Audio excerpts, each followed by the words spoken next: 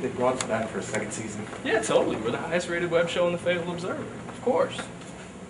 Man, even Joey, that awful Friends spinoff, got a second season, so don't be too excited. Yeah, but we're going to do it big this year. I lobbied the higher-ups. We got some new set coming. We got a green screen, fancy lights, a fog machine.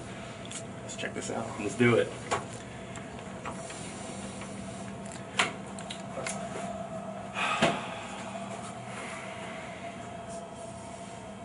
Back to the grind.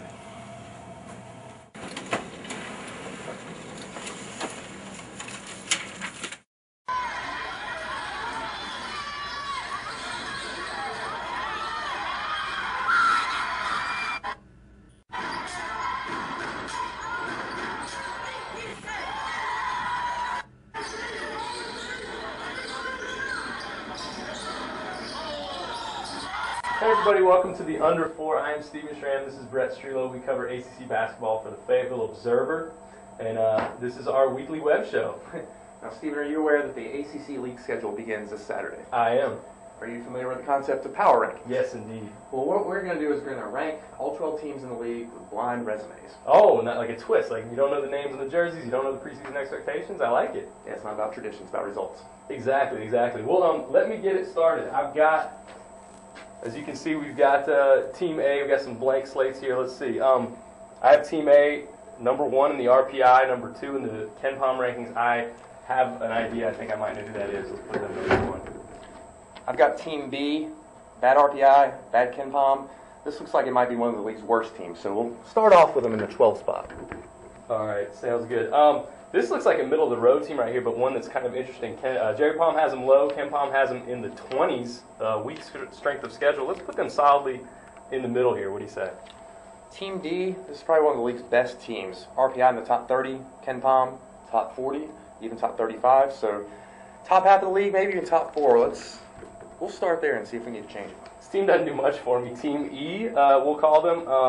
Ken Palm has them in the 60s. The RPI is between 110 and 120.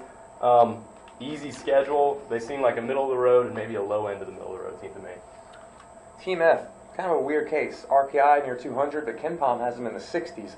Part of their problem, strength of schedule in the 300s. They play 8 teams that are 200 or above and lost to one of them. So they got a bad loss on the resume. Let's go right here in the 10 spot. All right, sounds good. Now Team G here, the always popular Team G.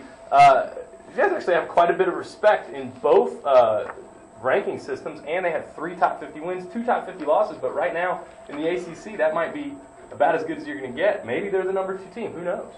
I've always heard Team H hates Team G, but this might be a bubble team. RPI over 100, near Xavier, which just lost a weight, but Memphis normally pretty good. Ken Palm in the 70s. It's bubble watch for this group, it looks like. Team I, another one, doesn't really do a whole heck of a lot for me. Not very good in either of the rankings, in the 180s and 160s. Only have 1 top 100 win. I think spot 11 looks good for them. Team J, I get another one of the league favorites. RPI in the top 20, Ken Palm between 30 and 35.